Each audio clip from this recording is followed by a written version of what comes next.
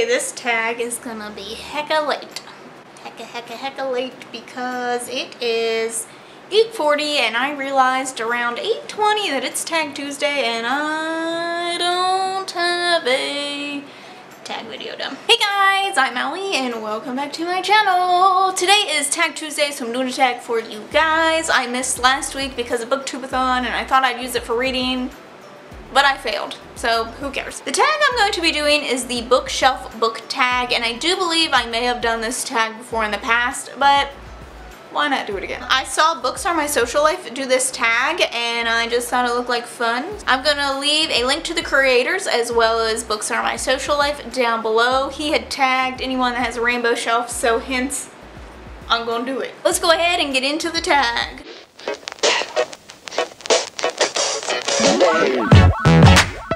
Question number one, how many bookshelves do you have? I think I have 5, 6, 7. I have 7 bookshelves. However, I only have 3 that actually house like books. The rest are kind of like decorative or storage type bookshelves. Maybe I'll insert a clip so you guys understand what I'm talking about. But I only use 3 of my bookshelves, bookcases, for books. I always get questions about where my bookshelves are from. And actually me and my dad made these, well, mostly my dad made these for me for a birthday gift, and I ended up filling up the one so quickly he had to make me another one, and then the rest of them have come from yard sales, honestly, or Walmart. How many books are on your bookshelves? The last time I answered this question, it was over 800, I believe, and I know that I have hauled at least like 20 books a month since then, so I'm probably near 1,000 books at this point on my shelves in my house. Yeah, thought about counting, but oh dear God, we'd be here all day. And this isn't like the only room I have books in, so like I'd have to find where I have stored everything. Oh my gosh, I just realized I have more bookshelves than I said, because I do have a smaller shelf set. It actually just has like 4 shelves on it, and I use those for library books. So technically, I guess I have like 8 bookcases. Number 3, how do you organize your books? Honestly, this changes all the time. This shelf in particular is rainbow, and that's just because it is the backdrop of my videos, but you guys will know in October I end up turning all these around. I like it to look ookier and spookier in October. I have another shelf that is more like series and just books that I've just thrown on there at this point in time. And that I'm hoping to switch around here in the future, and maybe I'm gonna just do rainbow all the way across. And then I have another shelf that's just like the top part is like middle grade and older books that I own, and then it used to house all my Harry Potter stuff. However, all my Harry Potter stuff is currently in boxes and in storage because I'm going to be getting a whole new system to display that. The rest is just new things that I've gotten, and just, yeah, it's a mess. I'm running out of room so quickly. One of my favorite ways to organize though is by height. I love the height system. It just looks so clean and crisp. But I also really love the rainbow system too. Number 4, what is the oldest book on your bookshelf? If we're going for age, I use a lot of really old books for decoration. But I'm not, like, those aren't, they don't mean much to me, I guess. I know I have one of Oscar Wilde that is quite old. Again, don't really know where that's at. The oldest book that I have that I've had with me the longest, and I feel like this probably changes every time I answer this question, but it's just like ones that I think that I've had a long time, is probably Surviving the Applewhites. I've had this since childhood. It was one of my favorite books. He was like my first crush ever. I was doomed. We all knew I was gonna love Fall Out Boy at some point. This was one of my favorite books growing up, and so I kept it. I have a few others that I've kept from then, and then the rest have just, who knows where the heck they went. But I don't remember much about this. I think this is about like this house. The Applewhites take in like a bunch of like foster kids or something along the lines of that, just troubled teens. I don't really remember at this point. I mean, it's been over like 20 years since I read this book, so. Number 5, what is the newest book on your shelf? And I actually have 2 new things. I just got these in the mail yesterday or the day before or a few days ago. I don't even remember. One is Dry. This is an ARC, and this is by Neil Shusterman and his son. And I forget what this is about, honestly, but it said Neil Shusterman. Sounded interesting. I think it might be like an apocalyptic world. And then the other ARC that I got is the Sacrifice box. This actually comes out this month. And I mostly got it because the Stranger Things theme going on here. In the summer of 1982, 5 friends make a promise: never come to the box alone, never open it after dark, never take back your sacrifice. 4 years later, a series of strange and terrifying events begin to unfold. Someone broke the rules and now everyone has to pay, but how much are they willing to sacrifice? So, seems super creepy, but I'm really excited. I'm hoping that I can maybe read this at the beach this weekend. Number 6 is what is the longest book on your bookshelf? Mine is probably Harry Potter and the Order of the Phoenix. However, currently not on my shelves because it's stored away. Really feel like looking. I do have this copy of A Clash of Kings, and it seems pretty large, and I did look and it is just under 1,000 pages.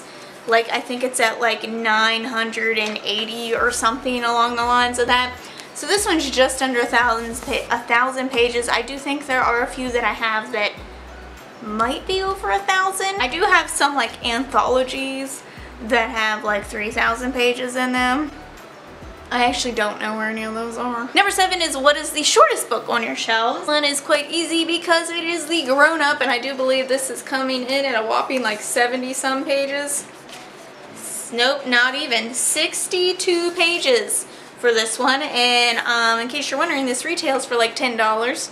Which is absurd to me because it's so tiny. Like, I don't know. You basically pay for the cover because this cover is pretty neat, but that's that in the name.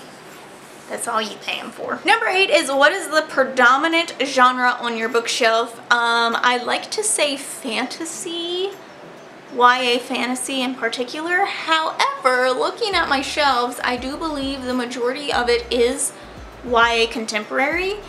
I think a good bit of that has to do with I'm very drawn by bright and colorful book covers, and that tends to be what YA contemporary is about.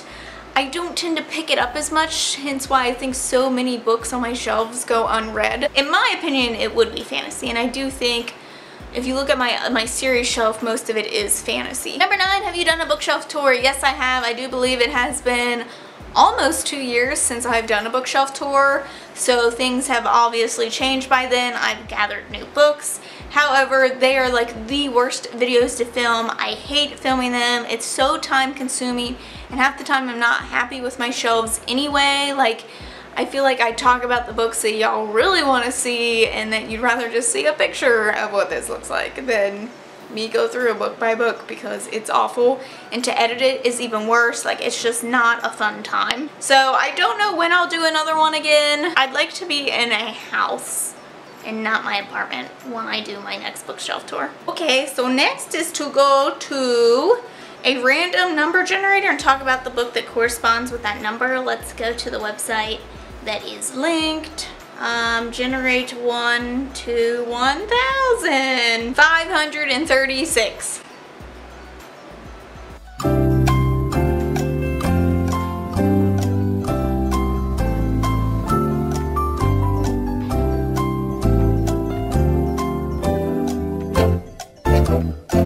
Here it is, 536 on my shelves is Red Rising. Kind of surprised this is a book that I've actually read on my shelves, and very excited. If you guys don't know, this is a recent fave of mine that I have not actually finished the series, but the Red Rising series is a sci-fi series that follows Darrow, who is amazing, and Mustang, who is even more amazing. She's like the ultimate Ravenclaw. And this is in a futuristic world where everyone is sorted by colors, and golds are at the top and reds are at the bottom, and Darrow is a red, and he's gonna go infiltrate the golds.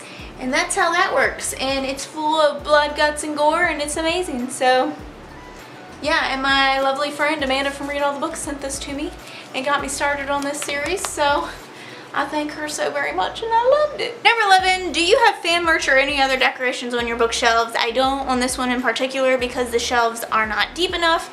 However, I do have my Funko Pops and such and candles and anything that I get from my boxes like on display on my other 2 shelves. And of course my Harry Potter collection will have its own shelving system in the future. So I do have those. I'm quite proud of them. I like my collection. So I like to show it off. I don't care about my geekery, like my whole house is just like all my geek showing. Number 12 is show us your bookshelf. So I believe at this point I will have been showing clips throughout this whole process. Hopefully I remember to do that. Allie, did you remember to do that? I'm mostly proud of my rainbow shelves. I do keep these lights around them. However, one light is currently burnt out, so I'll do like a scan over and you guys will get to see that. And then number 13 is tag someone. I'm gonna tag Claire Reed's books because she posted first of all a fire ass freaking selfie recently, and I remember seeing all the different bookshelves she has in the background, and I was just like, the aesthetic of it reminds me of just like great cozy libraries, so I want to see more of that going on. Like it's just like an eclectic group of bookshelves and I love it. So that is the bookshelf book tag. I hope that you guys have liked this video. Don't forget to subscribe to see future tag Tuesday videos from me. Thanks for watching and I'll see you in the next one. Bye!